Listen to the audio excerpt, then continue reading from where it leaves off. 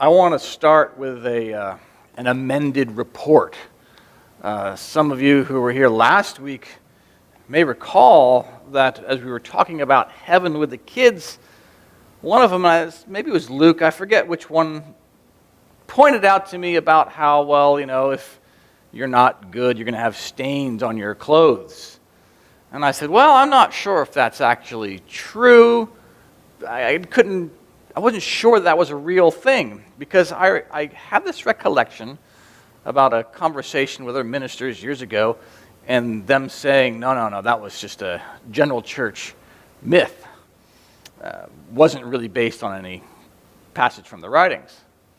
But as just so happens, one of my minister friends was watching last week's sermon, and he so kindly sent me the passage that says, oh, no, Todd, actually, that song is based off of something from Swedenborg's diary. So apparently, the song we just sang, where the kids' clothes get stained because they do something wrong, is based on a legitimate passage from the diary.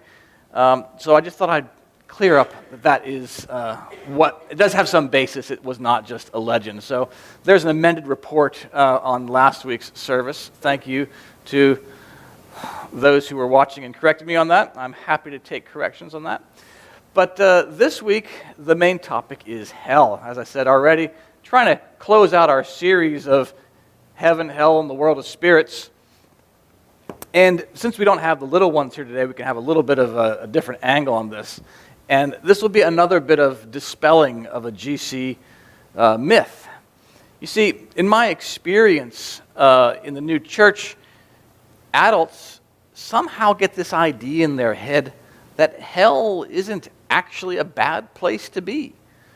And they go, well, in the new church, we believe you choose hell of your own free will, which, yes, we agree with that. That's part's correct. And we think, okay, well, if you in hell of your own free will, you are choosing to do so because you love it. There's a love that you have in your life that exists in hell, so you choose it and you're there, and you're happy because you are in your love. And therefore, hell isn't a bad place. And I want to tell you that's just not true. Hell is a bad place. You don't want to be there. The writings are very clear when we hear descriptions of hell that these people aren't having a good time. These people are, in fact, having a very bad time. They are there because that's their choice, and they aren't really wanting to leave because they get to express to an extent what they want to, but it doesn't make it a good, happy place. One of the things we hear a lot about hell is that hell is a place of fire and brimstone. And it's not literally that as far as the writings are concerned, but fire is about love. And the great example of good fire is Moses at the burning bush. Moses sees the bush, it's not being consumed. Why is a bush that's on fire not being consumed? Well, because the Lord is the fire. It's a good love. When you have selfless love, it doesn't consume. If you go around, you're being nice to people, you still feel like you have love in your heart, right? It multiplies. Hellish love, the fire and brimstone of hell, consumes, it destroys, because it never has enough. It's like, the person who's addicted to some sort of a substance. They have a little bit, but is a little bit enough? No, they've got to have more and more, and it destroys their life. It doesn't have to be a substance that destroys our life. It can be a love of self, a love of thinking how great we are, a love of money, and never have enough. It consumes.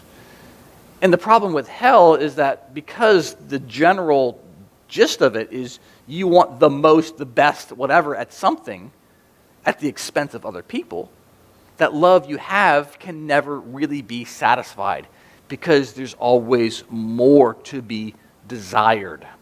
Which is why hell is not a fun place to be. Your thirst is never quenched. So, with that in mind, I will read you a lovely little passage I have here just to kind of cement this image that hell is not a great place. It's not a paradise for these people.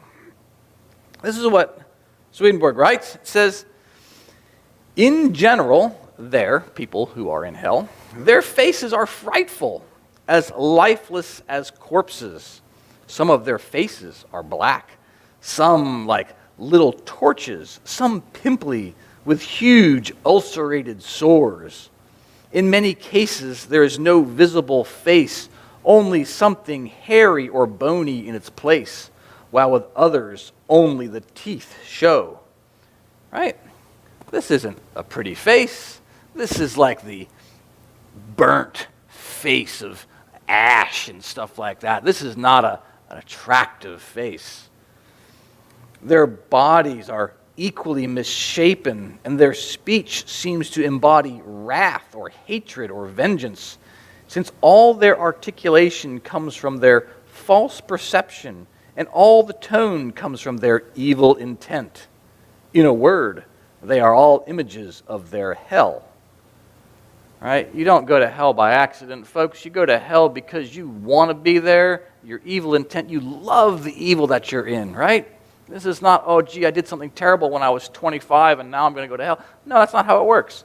You have to love that evil. Love it so much that you're not willing to let go of it.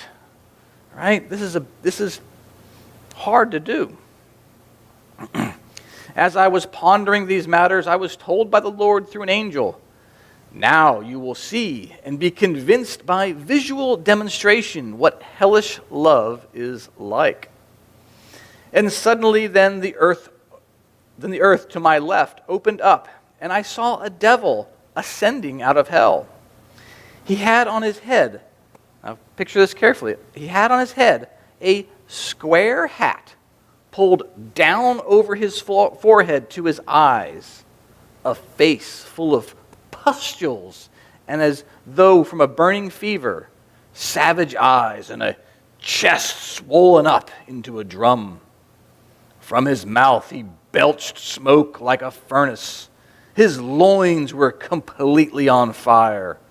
Instead of feet, he had only bony ankles without any flesh. And from his body emanated a foul and unclean heat. Yeah, these people are not happy. These people are not having a good time. Now, just for fun, a little bit of levity here, I put that image into ChatGPT and said, oh, what does that look like? And, well, suffice it to say, I think ChatGPT thinks hell is a little happier place than we're trying to depict in this image here. I did take the opportunity to put it into a different image generator and got something a little better. But yeah, this guy looks like he's just on an acid trip or something like that. You know, it's he looks all right. But that's not what we're going for. This is what we've got. Now, this other image generator, I think, hit the mark a little more square, right? This guy, he's got the square hat, right? It's kind of pulled down to his eyes. His eyes look savage. You know, his loins are on fire. He doesn't have any feet. This turned out, I think, a little more on target. So, you know, this isn't the image of happiness, folks, right? You know, and he smells really bad. If you ever have an opportunity, I encourage you to go online to YouTube and search up hellish near-death experience. And these people who have the hell tour come back and they say how bad it stinks. And they're like, no, you don't understand. It stinks so bad it's beyond your comprehension. This one guy in particular, who I really enjoy his video because of the emotional kind of weight you can hear in his voice. He talks about his life and how he wasn't so good. He has a near-death experience, and he's coming back. He says, folks, hell is real. You do this to yourselves. You can see your life. You do it, and let me tell you, it is so bad. I wish I could live on this earth for 20,000 years just doing good things so I could assure myself that I am not going back to that place. You can hear the urgency in his voice and his face, like, you don't want to go there. Don't want this. Don't want this. So, with that in mind, back to our little reading. On seeing him, the guy with the square hat, I cried out to him, "Don't come any closer. Just say where you have come from." He replied hoarsely, "I come from below, and I live there with 200 others in a society which is preeminent society of all. We are emperors of emperors, kings of kings, dukes of dukes, and princes of princes there. No one among us is merely an ordinary emperor or an ordinary king or duke or prince. We sit there on our thrones of thrones, and we send out decrees to all the world and beyond." I then said to him, "Do you not see that your delusion of preeminence and superiority has made you insane?" He replied, "How can you say that, seeing we all appear to ourselves completely as I have described, and are acknowledged as such by our colleagues?" Hearing this, I did not want to say, "You are insane," again, because he really was insane as a result of his delusion. It was then granted to me to learn that when this devil lived in the world, he had been only the caretaker of somebody else's house, and that even then he had been so carried away in the spirit that he looked down on all the rest of the human race in comparison with himself, indulging in the fantasy that he was worthier than any king, even worthier than any emperor. Because of his conceit, he had rejected God, regarding all the sanctities of the church as of no value to him, but only something for the stupid masses. Finally, I asked him, "The 200 in your society, how long will you go on vaunting yourselves like that with each other?" "To eternity," he said. But he added, "Those of us who do injury to others for denying our preeminence sink down. But we are allowed to vaunt ourselves to each other, but we may not inflict harm on anyone." I inquired further, "Do you know what the fate is for those who sink down?"